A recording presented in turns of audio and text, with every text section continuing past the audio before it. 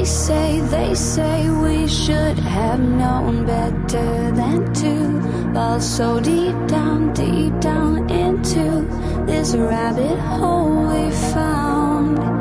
And I was thinking. Hi, this is Nikolai, and you're listening to my dad Rafal, co-host James Jardian, and featuring Mr. Dim Tiller on the one and only Down the Security Rabbit Hole podcast. Plug in, listen up, and enjoy. Deep into this pool of regrettable situations. Pitch black, think back to the last time that we were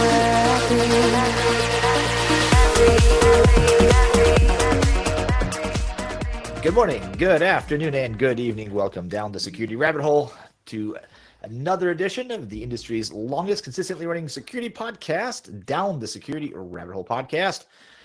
It is a beautiful day in what I think is post-winter, because it's supposed to be up in the upper 60s today. It's going to be fantastic. I'm wearing shorts because we're going hiking later today, and a t-shirt. Look at that. It's wonderful, wonderful. Good guest for you guys today, returning, but one of those that Richard, how long have we been trying to reschedule this? It's got to be years. I think about a year and a half or so. About a year and a half. So, okay, close. Yeah. All right, before we get into all that, James is back. James, welcome back. Yeah, listen, I'm just as excited as this midwinter heat wave as you are, because it's pretty nice out today here too. I mean, we went and got donuts this morning and t-shirt and shorts, and it was fine. So it's beautiful. I like it. Jim, welcome. Hey, I'll jump on the weather bandwagon. It is 60 degrees, crystal clear, blue skies.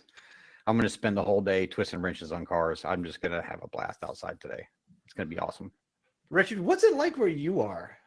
Not that. It's typical Denver, Front Range, Colorado. It's cold this morning and it's going to be 60 this afternoon. But 60 here is like 75 because we get 309 days of sunshine. So best choice I ever made in my life was, forgive me, all my old Columbus friends and family. The best choice was moving to the mountains. It's even when it's not nice, it's amazing. That's awesome. I love the helmets in the background, and you've got one heck of a studio going there, buddy. Yeah, it's a constant upgrade cycle. I mean, look, we're in technology, right? And upgrades where it's at. So every year it's adding more pieces, and then like a lot of people know about me, my wife and I are huge music festival fans, so we just keep adding to the collection. That's pretty awesome. I built out that behind me, and I just try to keep. Every time I want to add something to it, I feel like I have to take something out, and I don't know how, so I just keep adding to it. Eventually, that bookshelf's going to collapse. We'll see what happens next, but well, on the music tip, I just got to say, I like how the theme music, as the outro happens, you're starting to move into like Balkan party music, which is a really good specific genre. I kind of wanted that thing to keep going. Yeah, it's a single song. I've had this tune for, good Lord, it's been a long time. So there's a duo in trance called, their name is Gabriel and Dresden. The song is called Deep Down, and the vocals you hear is from a lady who goes by Winter Kills, which is appropriate for Colorado. But I hit him up. It was one of my favorite songs. I was like, man, this would be perfect for the podcast. So I kept trying to message the guy, because he had a Twitter account. Has a Twitter account? This has been years. And I kept sending him DMs, one of these days he's going to see this and reply, or his publicist or somebody will. And I was like, hey, I would love to use this, the opening for a podcast I run and something. It's kind of a passion of mine. And I was sitting on my couch one Saturday. I remember the day. I don't remember where I was. And all of a sudden I get a message back that says, that sounds awesome. Do it. And I was like, what? And then another message came and basically said, send me a link. I was like, what? So I sent it. Josh Gabriel liked the intro apparently. And so that's how I'm never changing it. It's there forever. I love this. I love the tune. I love the kind of we go down the rabbit hole. And it's a Well, lot now of fun. there's also like 200 people Googling Balkan party music. They're like, Oh, yeah. There are, yeah. Well, if iTunes is correct, there's at least 5,000. So we'll see, or maybe 200 for this one once we get to Balkan party music. All right. Well, hey, speaking of being famous, and you have a book, and I love the title, and I want you to talk about it because that was the original intent of getting you on the show, to talk about this topic, which is so near and dear to my heart. Yeah, I did. Well, so look, we talked about this when I sent you the note prior to publishing. The podcast is mentioned in the book specifically around the notion that there's this confluence, there's this intersection between these really interesting personas, right? There are personalities, there are celebrities, there are experts, there are influencers. Like, what's the difference between them? And that wasn't really the genesis of the book for me. But in the case of the podcast, I point out, look, you've invested a lot of time, resources, and money into this podcast. It took you quite a while to get to a point where you had the numbers, it substantiated, all the different business aspects of this thing. Yeah. And people look at me and they go, well, I'm going to start a podcast. And I'm like, really? Like, how long do you think your ramp is going to be before anybody is listening to it? Right. Yeah. There's like this disconnect between kind of that microwave, of an instant gratification culture, which we've always been guilty of. I mean, it's just not a digital thing. But people who are like, I've got something important to say and I want to say it. And I think there are tons of people. That's actually the premise of the book. I think there are a lot of people who have a lot of really cool things to share. And the channels and the methods to do it are mysteries to folks. Like, so in the security industry, it wasn't a security book. It was like, the famous with 12 people. And the subtitle actually has a very specific meaning to it, a career guide on how to be an internationally recognized expert in something that nobody cares about. And it's because when I started on this journey about 8 years or so ago, when I was working with Jim, when I started on this journey, I started speaking publicly for the first time as a part of my profession. Yeah. And I had people coming up to me at conferences going, I've never heard anybody speak like you before.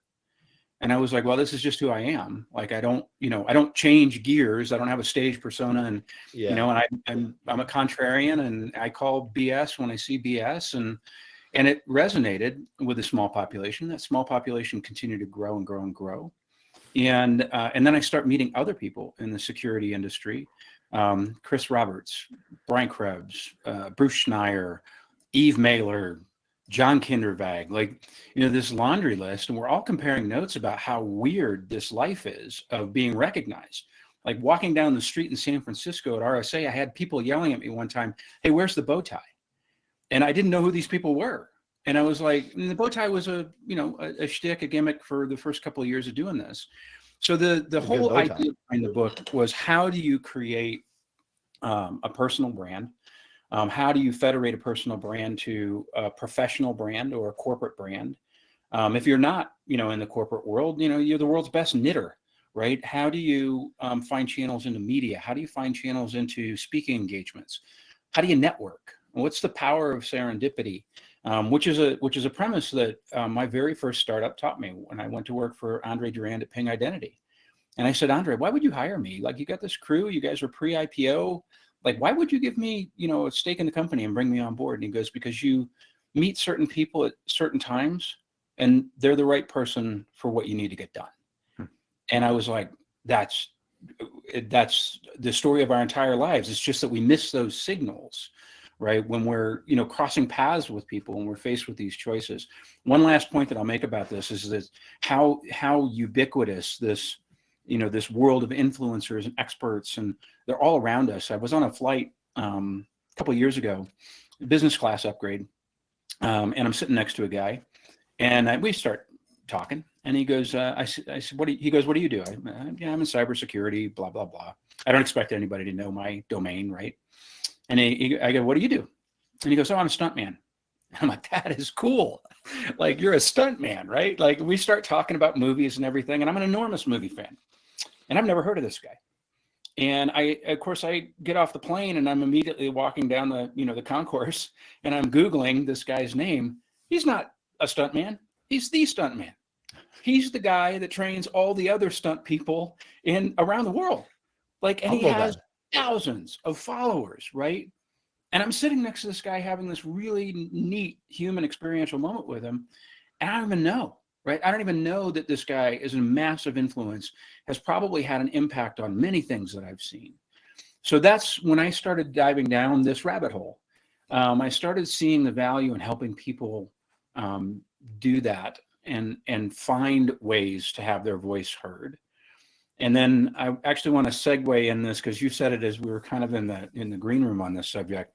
I'd like to segue into and have you guys start on your feelings about influencer culture, because I address it in the book, but I also had to change my own thinking about it, and my editor was the one that caused me to change my thinking about it. So influencer culture, where do you guys sit on this? Who are you playing, Raph? I don't know which way your screen's laid out. All right, I'll start because I both grew up in the industry in this, and then I'll say fell victim to its ways. So look, back when, I mean, this is early 2000s. You know, we were all trying to become important, and I started writing and started getting recognized. I got on the speaking circuit, and kind of like you, right? I had a thing where for a while I could not walk down RSA or Black Hat without somebody yelling my Twitter handle. They didn't really know my name. They'd yell my Twitter handle and be like, "Hey, good to see you," and I'd be like, "Hey, dude." Like I'm terrible with one of those things is that personal flaws is that I'm so bad with getting people's names and named in a face. Like, I'll remember your face forever, but I'll have no idea what your name is. I'll forget 10 seconds after you tell me, and I've tried, and it just doesn't. My brain just doesn't do that.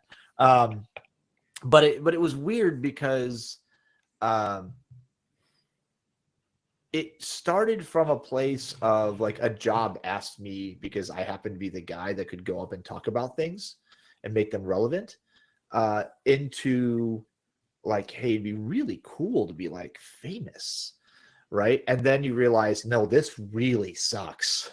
it's not as cool. That's probably why the master stuntman there was just kind of humble, because like after a while, I think it just starts to suck. Because I was traversing the world and hitting conferences and speaking, and microphone in front of me for media and stuff, and it was exhausting. And as soon as you get to a point where you're recognizable, there's no shortage of people that will come after you for reasons sometimes completely of their own making, to tear you down, to tell you why you don't know what you're talking about, and to then dig into your personal life and try to make that reasons why you should be like that. All got to be too much. Like I was just done, and so I bailed.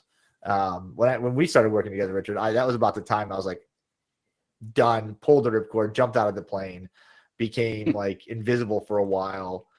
And it was just nice working in the back office for a bit, for the good number of years. So, and I've seen influencers come and go. I like whenever somebody says influencer now, I think of the ones that you see on social media, on the Instagram, on the TikToks, on the people that are just, to me, it signals what it's become is this fake persona that you put out for people to try to smile and dance and talk, and then you go back to your sad life afterwards, right? That's all the memes we've seen.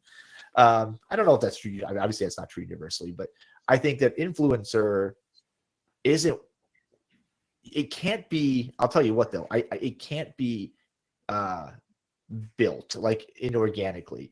You are either somebody people trust, at least in our industry, or you're not, right? You're not going to suddenly get famous and people are like, oh, I'm going to trust that guy. Like, that may work for kids and cosmetics and golf clubs and crap like that, but it doesn't work in the way you think it does in our industry.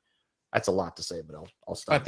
I think you see a lot though in our industry, a lot of, and I don't even know what I would qualify as influencers, to be honest, but people that are well known in the industry. I don't even know if I want to call them influencers, but I mean, people that I don't see necessarily that are going around maybe presenting at cons and doing that. I don't see them as influencers, but I don't have a good definition of that. But I feel like there's a lot of grouping, right? That maybe you are this influencer or you're well known in this group or this circuit, but you step out of that bubble and not a person knows you, Right. and it's a really interesting thing. I mean, when I've gone to different jobs before you walk in, and I spent time working with SANS. I used to teach for SANS.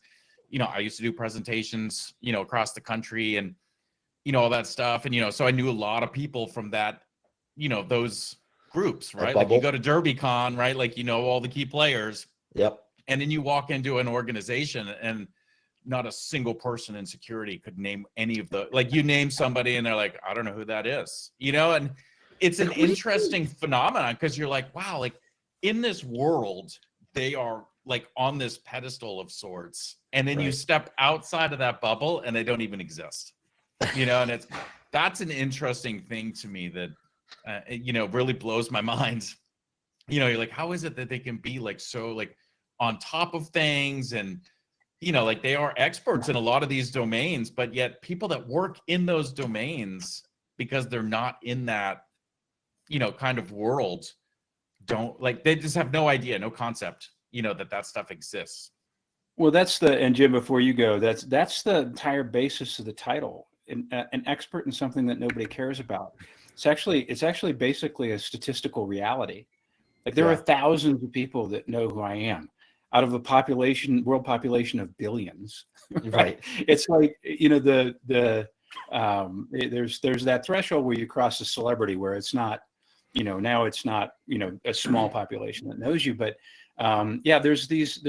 there's just thousands and thousands of niche expertises that are super fascinating to me because there are experts in all of them. And then you go to talk to somebody and somebody is like, a groupie of somebody and you're like, I don't even know what that field is. Like where does that come from? That's what it feels like. It feels like groupies almost, right? Like you get in those situations and, you name those people and it's like, there's a group that knows them and it's tight, they're going to the same cons, they're going to all the same stuff. But then, it almost feels like the people that are out working their regular jobs that don't go to cons, that don't have no idea. And that seems much more a majority than the small bit that's actually going to all that stuff, right? I mean, I don't know, it's just kind of interesting with that. Well, and speaking of celebrities, I'd like to point out, you mentioned DerbyCon, which it continues to prove my theory that it is impossible to have a podcast or a webinar without some kind of transparent or opaque reference to Dave Kennedy. So, but you know what? I bet I can go into work. You know what? I bet I can go into work tomorrow and ask anybody there if they know who Dave Kennedy is, and I bet maybe one might say yes. Probably. You know what I mean? Like that. Yeah. That's the reality of it. And you live in that world. I mean, he puts on. He put on DerbyCon. I mean, very well known. Speaks on national TV, all that stuff, and still. Yep. Yeah. It's amazing to walk into like the corporate world and it's like, who's that? I don't know who that is.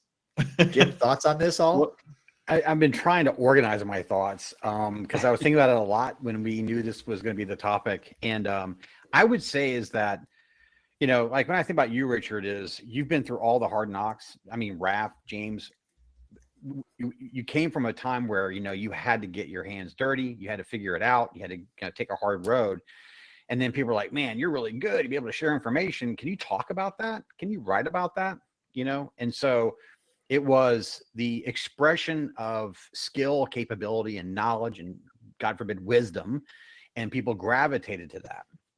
And I think the modern influential culture is they're really good at talking about it. They're engaging, but as they come from always a position of experience, right? And I think there is a teeter-totter there. So to me, the word influencer means it's almost like the Kardashian effect. You're famous for being famous, right?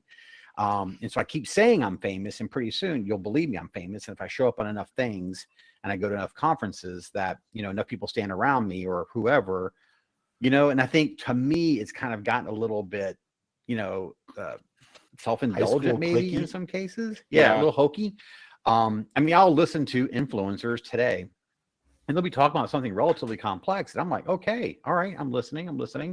And then it's something, they'll say something, or they'll become surprised by something that's extremely fundamental. Like, for example, it's a car expert and they're talking about engines and they're like, oh, and you know what? There's a throttle pedal. Wait, what is that? You know, and you're like, wait a second, hold on. You can't be an expert if you don't know what a pedal is in a car, right? That kind of thing. And so I'm always trying to stay optimistic in these kind of things. For me, it was that teeter-totter point when I was at Black Hat. It's like, I don't know, 2005, I think. And people are coming up to me. I was there with Bruce, as a matter of fact. And people are coming to me, asking me to sign a book and take pictures with me. And I thought, oh, this is great and kind of weird at the same time. But then I was like, I didn't want to do that. It was a very strange time for me. I was like, do I go speak or do I stay busy and putting things together and that kind of stuff? And I think the word influencer carries a bad connotation. I'm not saying it's a bad thing, but for me, it carries that identity with it, as opposed to same here. Your respect score goes down when your title in LinkedIn has influencer in it. I mean, or to be 100% 100% honest, right? Right. I mean, All right, easy on the evangelists out there, but yeah. You know what? I was thinking about that though, like the difference. Like, what's the difference between evangelist and an influencer? Because, I mean, years and years and years ago, I interviewed at Microsoft for an evangelist position, right? And at that time, I mean, it was, you're out doing public speaking, but you were doing very technical, working with, development teams, really showing them how to do stuff. And now, I think to your point, Jim, before, and I don't know if I'd call like David Kennedy and, the groups that were coming up with stuff like that, like influencers. I don't know, we looked at it that way. Yeah. But if you look at that era and then you start moving into more of the modern times, right? I think to your point, people were very technical. They were hands-on. They were doing this stuff. And now I feel like a lot of people that are influencers, even if you go look at their profile, right? Like maybe they were in corporate for a little bit, but I get that feeling they didn't do well in corporate. It was like, I can't really do it. Those that can't teach. And I didn't really do that well. So you know what? I'm going to go talk high level theory and I'll spit these great ideas and I'll get that stuff out there and people will listen to me. I'll be a loud voice, but sit me down at the desk and say, hey, actually help secure our company. And that's not happening, right? Like they're less the hands-on, but I think to the point of, you get a lot of people that can talk at a high level to maybe get interaction and get engagement. That do you need to know? This is always the question. Do I need to know there's a throttle piece on there, for what I'm talking to? One of the things I always struggled with for presentations, I had tons of ideas for presentations back in the day. Like I was going to do one on view state and how it's encoded base 64, all this stuff. And then I'm like, that's stupid. Everybody knows this. And I kid you not, like 2 months later, somebody went and did a presentation on it. It was all in the news. It was all this stuff. And I'm like, everybody knows this, but everybody doesn't know it. Right. And that's where you get into do I need to be super technical? Do I get the right information out there that's necessary, right, to move the needle? And, how depth do I need to be for that role, right, of influencer?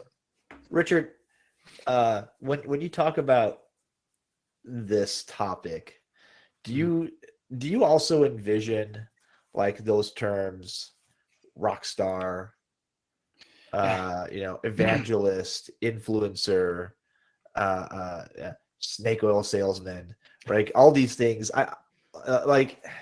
because you get to it depends on the context, right? Because you get into these, James was hitting it kind of perfect. You get into these situations where there is a definite, undeniable need for somebody that can take really tough, difficult concepts and convert them to things that I can understand, right? In my profession or in my daily life. There are these people in finance, there's these people in everything, right? You find them in church, you find them at work. There are these people that simply look at like hey, let me take options trading and distill it down into something an 8-year-old could understand. That would be like that would be seen like as an influencer. But that's somebody that isn't necessarily like doesn't have to be super technical. It's that translation piece that's important to me. Yeah. Wow. There's a lot to unpack. Go. I'll start by saying I wrote a chapter about the difference between influencers and experts and personalities. Okay. And it is the only chapter that my editor, Carrie, came back and said, I love the entire book. This chapter is entirely wrong. And that's really, if you've had the experience of writing a book, that's tough. That your baby's getting called ugly, right? And she said, I want you to consider something.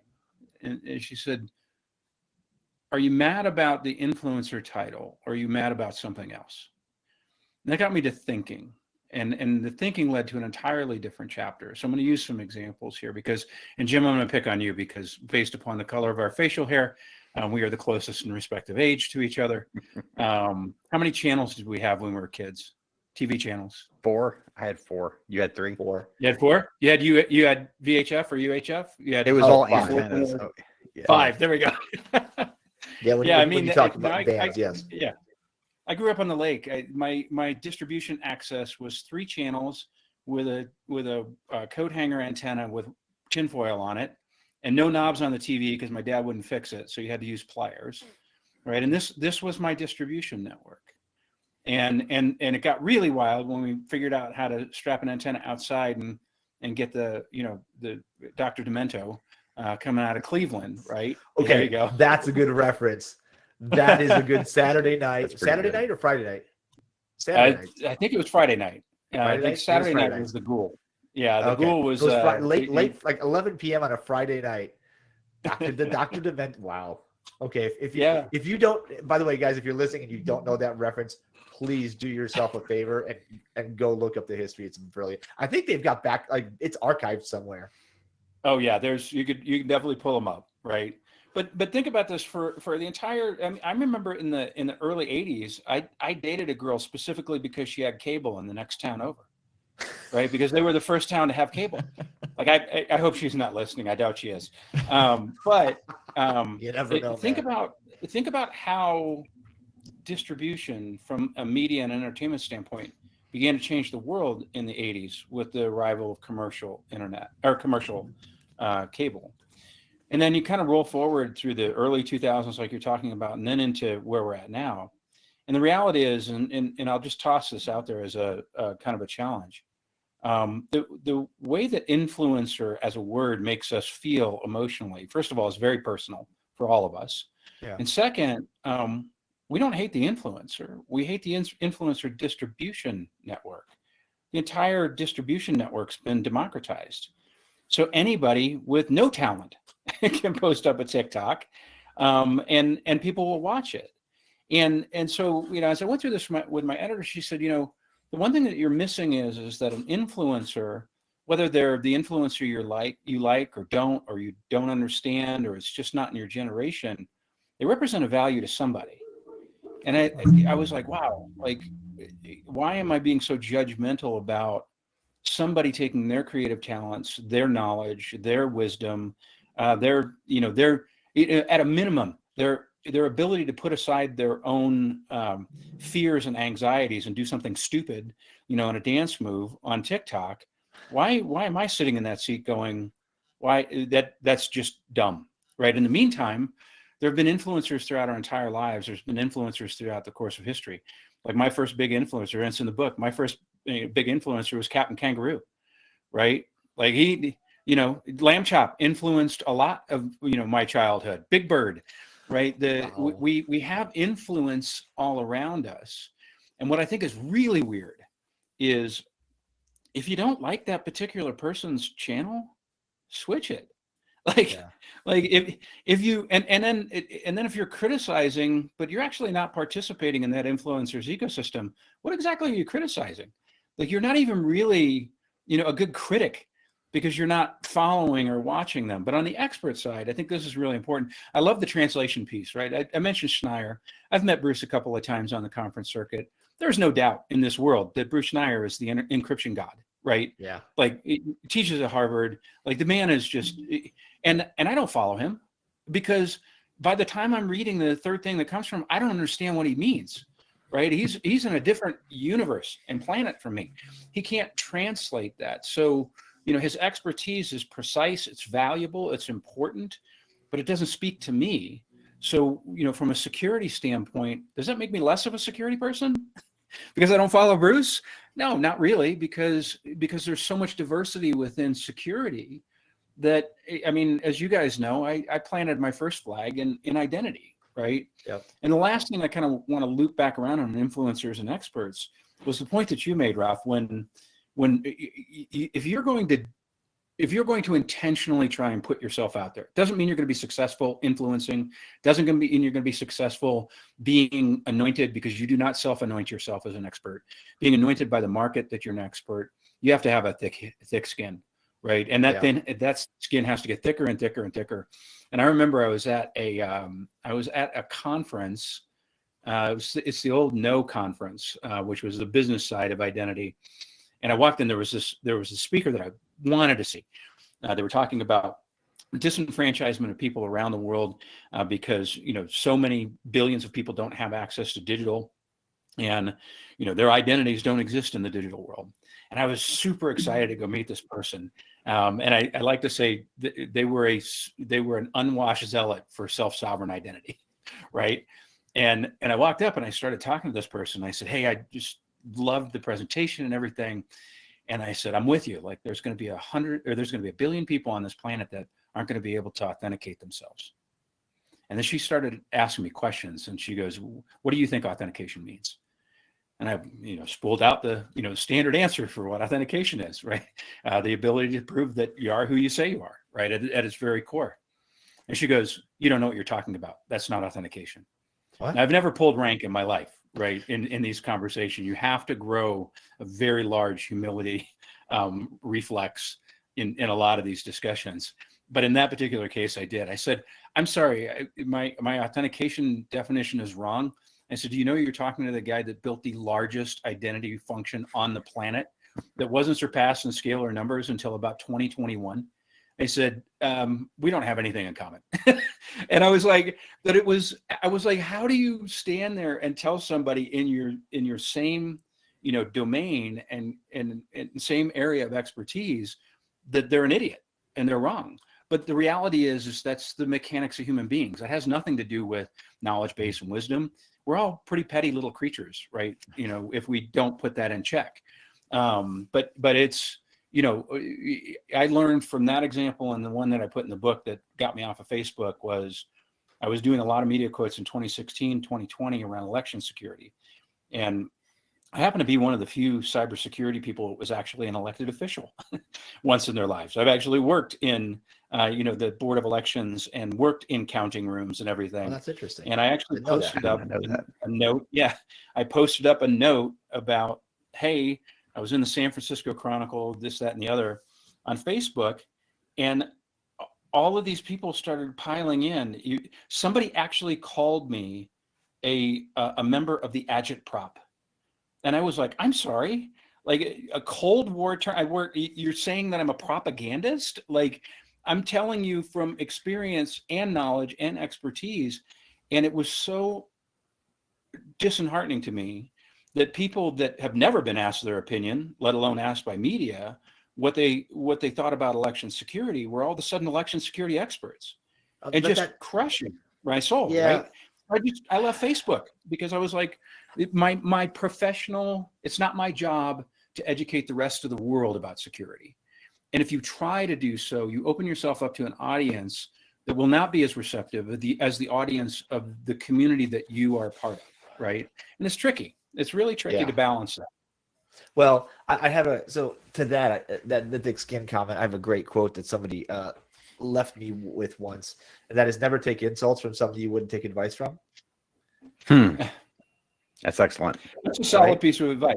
Right? Because there are lots of people who will tell you, you don't know what you're talking about, you're dumb, you smell funny, you're funny looking, and nobody cares what you think. And you're like, does anybody, by the way, you're a pseudonym, don't even have the courage to use your own name and to call me out. And you won't do it in person because you like to hide behind the anonymity of a dark room with a computer, right? So like, maybe I don't care what you think. But that was one of the hardest things for me, was meeting other people out there on the circuit. Some of them I just, I would get lumped in with as an expert. And these people are like that guy below me, Mr. Jim over here. Like, we're not on the same level. Are you kidding me? Like, I didn't write any books. That wasn't, I'm not like, I knew how to translate things. That was my superpower. I wasn't particularly smart. I just knew how to translate difficult concepts into something that people could understand.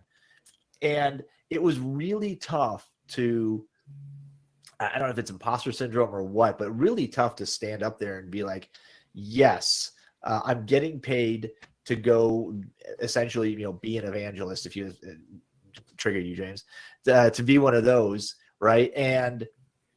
But you feel like I don't belong here. And every day you're like, all right, I gotta do something that makes me feel like I belong in this spot, like I'm earning this. And but it would drive me nuts to look at, see others that, particularly in our, I'll speak from our industry, we're famous for being famous, or we're famous for doing something categorically stupid. And we all remember we talked about it, James. I can't remember what episode it was, but the hacking the Jeep driving down the highway, right? The making the plane fly sideways. Like, what the hell are you doing? Well, that's how you got famous. And it's like, I don't want to be that kind of famous.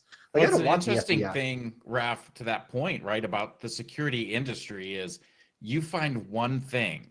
All you have to do is one thing, and now you are the influencer. It doesn't matter if you know anything about anything after that. Like, oh, I discovered X, and it's like, wow, I'm going to that person, for everything. And it's like, but they don't know that's, you know what I mean? But once you're in, and it, that never changes. I think from that standpoint. I challenge that a little bit, because the one thing that's interesting about influencer culture, and I'm kind of the big general banner, not specific to pop culture or just the general banner, is one-hit wonders exist in every industry, right? We talked a little bit about music before. Like, one-hit wonders, like, everybody remembers a song, nobody remembers the artist. And so when you get these, especially kind of the hacker kitties and script kiddies and everybody that are doing, cool stuff as a side hustle when they got a corporate job and they're posting up that they hacked whatever. It is the equivalent of a one-hit wonder, because this relationship that you have with a community of people is at its very core still dependent upon value delivery, right? So the people that have the longest legs in security relative to their reputations and it being a personality or an influencer in the market are the people that have perpetually delivered value, right? And they're the people that those numbers continue to increase and increase and increase. I'll use Chris Roberts as a great example of this, right? Chris's numbers, like, if you, the other thing that you do, kind of get into is the analysis of all the numbers and SEO and all this kind of stuff. If you're really serious about it, Chris's numbers are stupid when it comes to his visibility in the community. And what I love about Chris, and full transparency, he's in the book, because he put up this really interesting LinkedIn piece about how doing free speaking engagements cost him about 25 grand a year, right? Personally, right? But a lot of what Chris puts up is life lessons, right? Like, in the security industry, he's talking about, mountain biking and crashing, and the most soul crushing one that he put up, because Chris and I are both Great Dane owners, right? When his Great Danes passed away, like, and that is valuable to people, and it's valuable to people in our industry, right? Because when we think about this notion that work-life balance or work-life imbalance or whatever the case is, like, Chris has been operating at the highest level as a CISO, supersonic jet companies and all the other cool shit that he's done, and yet he's trying to figure out how to maintain that balance in life. And so that value delivery has resulted in numbers that are astronomical for anybody in security in that social media side. And so you have to continue to deliver value to be relevant in the marketplace. More importantly, if you don't continue to deliver value, then your credibility score that intellectual or that emotional credibility score of the people that are following you just kind of tapers off and drifts away. And so the flash and the pans are kind of interesting to me because I always think they're highlighting some interesting things that maybe us old folks should be paying attention to. But I don't think it's a way to build a sustainable personal brand. I think there's two components to that, Richard. So, we've been out of time for a bit, but that's okay. It's my show. I can do whatever I want. I think there's two parts to this, right? You've got the value delivery piece, which I agree. Like and it has to be continuous. It can't be like you delivered value 10 years ago, right? The part that makes that, even if it was just 10 years ago, still relevant is relatability to me. That's the piece. So there's two dimensions here. Are you relatable, and do you deliver some sort of intellectual value? Because there are people that are very relatable that deliver very little value, but I'll still stick around with. There are people that deliver lots of value, but I can't relate to, that I'll look at every once in a while. They're a bookmark somewhere, right? That I'll go back to every once in a while. But you think about if you're going to, to a conference or something, who do you go see? Sometimes about half the time, I think for me, it would be the novel, like, oh, something I've never seen before. And then the rest of the time includes HallCon, includes dinner and drinks and all that, is people that like are relevant to me, that I learned something from, but also I want to hang out with, are personable, are I can relate to. They're just good human beings, right? Not necessarily the people that carry a pod of groupies around with them, because that's not fun. Right? Not for us anyway. For normal people around, they're trying to hang out with them. What do you think? Hang on.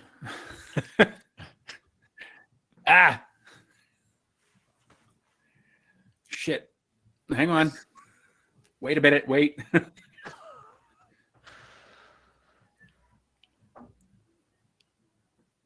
All right, there we go. So my mic button was buried, so you could just chop it out of that one out.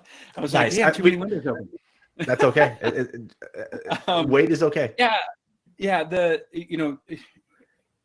Where I'm at on that is I'm the same place, right? I'll go out of my way to go see someone that is extremely valuable to me personally, right?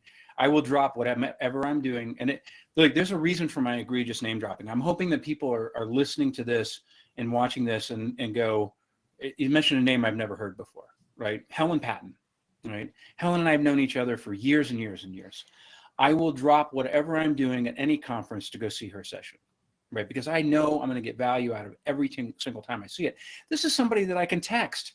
Like, this is somebody that I can call up. I can invite her to come over to my house when she comes in from Columbus. And yet, the opportunity to see her live in that moment is valuable. It makes me, it makes me eager to go see her. The relatability thing is what I want to come back around to, because Helen is highly relatable. I think it's because she's Australian and she cusses a lot. But I'm in the same boat as you are, Rafa, where my strength was I was good as a practitioner. I'm still good as a practitioner, right? I'm not an expert as a practitioner, but what I'm really good at is taking what my old man taught me. My dad was a charter fishing guide on Lake Erie, and I went to work for him when I was 12 years old. And for more than a decade, I went on a fishing trip every day for 120 to 130 days every year with 6 new customers every year. My dad was the best storyteller I've ever met in my life. And I inherited that gift. And the ability to tell a story, I go deep in this on the book, like, the speaking style, the speaking capabilities of people are often encouraged by professional speakers to say, go tell stories. And I'm like, you have to tell stories that are relevant. You have to tell stories. Like, if you're telling people about the great vacation that you took in Croatia, and you're in a room full of people that are, scraping to get by, you're not going to resonate. Like, you're not, so this relatability is really the key piece. And you can be relatable at the abstraction level, telling, crazy stories about, whatever adventure you went on. I'm pretty good at that. But you can be good at really relatable specification level stories as well. And I think that there's a diversity of capabilities across that spectrum. and they're appealing to all kinds of different people. And that's why I get back to the point where, look, if somebody's not your cup of tea, don't follow them, right? But don't invalidate the value that they may be delivering to somebody else, and don't make the mistake of thinking that they're doing it at no cost to themselves. You have to invest. It may be monetary, it may be emotional, it may be, any number of things that you have to do to put yourself out there. But I respect that. And that's why my attitude about, influencers of every type have changed, except for the ones that are, the kind of folks that are, really poisoning things. Is a good kind of tie off point. My son and I are going to be speaking at RSA. And actually my book was a facilitator for the conversation between my son and I. He's a thesis defense away from his doctorate in psychology. He actually counsels adolescents, and he specializes in the impact of the digital on self-image for kids. And he works with parents on how to, modify or moderate the use of digital, what kids should be allowed to get into and not allowed to get into. And this was all precipitated from, his and my conversation around, like, here's what you have to do to put yourself out there. And that turned into a conversation about folks like Andrew Tate, and some other folks. And then I was like, what kind of things, are these influencers creating, for, not as adults, we go, that stuff's stupid, right? But as kids, these kids are soaking it up. And, so I think that this journey that I've been on around this whole influencer expert thing, it's not done yet. And while it manifested itself as a book that's meant to be a practical field guide for personal brand management, it's opened up a lot of things for me to think about in security and our responsibilities and our good stewardship. So hopefully we'll pay attention to those things. But I think it starts with conversations like these, right? Like, let's talk about how important our influence is, and let's talk about wielding it in a way that's valuable to people. I love it. It's a great place to start the next conversation and this one, because we're just a little bit over 30 minutes. Thanks for giving us some time on a Saturday morning and spending some time with us, man. No, I'm happy to do it. This is we only move forward if we have really good conversations. That's just universal. So. Fair point. I will definitely. Well, I can't say definitely. I will endeavor to see you at RSA. My calendar is much like yours in days past, no longer my own when I go to these events. It's usually managed by a team of people that we just like, okay, I need to be here. Where? I just need, like, we need to get, speaking of RSA, one final thought. Like, that conference either needs to move, it just needs to move, or we need to figure out how to, like, schedule this, like, add distance, travel distance to schedules, because I cannot end one meeting at the bottom of the hour and be in another one a minute later when they are a half a mile apart. It's just like teleportation just isn't a thing yet. So anyway. Well, okay. Logistically, I'm just going to, like I said, I call BS when I see it. Logistically, I'm just going to call out RSA, right? Because now for the last few years, they have been locking down and locking out all properties around the Moscone. Which means that, to your point, which means that if you just want to go have a sit down with somebody, you got to roll all the way out to the Embarcadero, and then try and get back. And logistically, the San Francisco location obviously is a challenge anymore. And then the mechanics around how they're managing the event just makes it incredibly difficult for it to be the high value event that it used to be. Yeah. Yep. Anyway, all right, Richard, thank you for being with us. Jim, James, cool. Guys, always great to see you. Great to see you, Richard. Guys, it's good hanging out. Thanks for listening. And we will catch you guys on another Down the Security Rabbit Hole podcast in the near future. Check us out on LinkedIn and where we can be influencers. No, check us out on LinkedIn. Subscribe to the RSS feed. Become one of our 5,000 plus iTunes subscribers as we look to grow this thing and influence the way people think through some good content like this. So we'll catch you guys another time, another place.